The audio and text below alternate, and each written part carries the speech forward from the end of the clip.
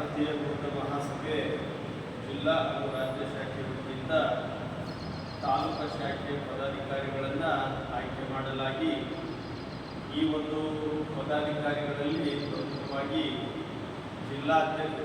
ತಾಲೂಕಾಧ್ಯಕ್ಷರಾಗಿ doctor Jayakumar Shinde ಅವರನ್ನು ಹಾಗೂ ಪ್ರಧಾನ ಕಾರ್ಯದರ್ಶಿಗಳಾಗಿ ಆಯುಷ್ಮಾನ್ ಆನಂದ್ ಅವರನ್ನು ಹಾಗೂ ಖಜಾಂಚಿಯಾಗಿ ನಮ್ಮ ಆಯುಷ್ಮಾನ್ ಮನೋಜ್ ಕುಮಾರ್ ಅವರನ್ನು ಆಯ್ಕೆ ಮಾಡಲಾಗಿದೆ. ಉಳಿದ ಪದಾಧಿಕಾರಿಗಳನ್ನು ಅವರು ಮುಂದೆ ಆಯ್ಕೆ ಮಾಡಿ ಜಿಲ್ಲೆಯ ಒಂದು ಅನುಮತಿಗಾಗಿ ಅದನ್ನು ಸಲ್ಲಿಸುವುದು ಅಂತ ಹೇಳ್ತಾ ಈ ಒಂದು ಸಭೆಯಲ್ಲಿ ಪದಾಧಿಕಾರಿಗಳಾಗಿ ಆಯ್ಕೆಯಾಗಿರುವ ಎಲ್ಲರಿಗೆ ಇಲ್ಲಿ ನೆರೆದಿರ್ತಕ್ಕಂಥ ಎಲ್ಲ ಬೌದ್ಧ ಉಪಾಸಕರ ವತಿಯಿಂದ ಅಭಿನಂದನೆಗಳನ್ನು ಸಲ್ಲಿಸ್ತೇನೆ.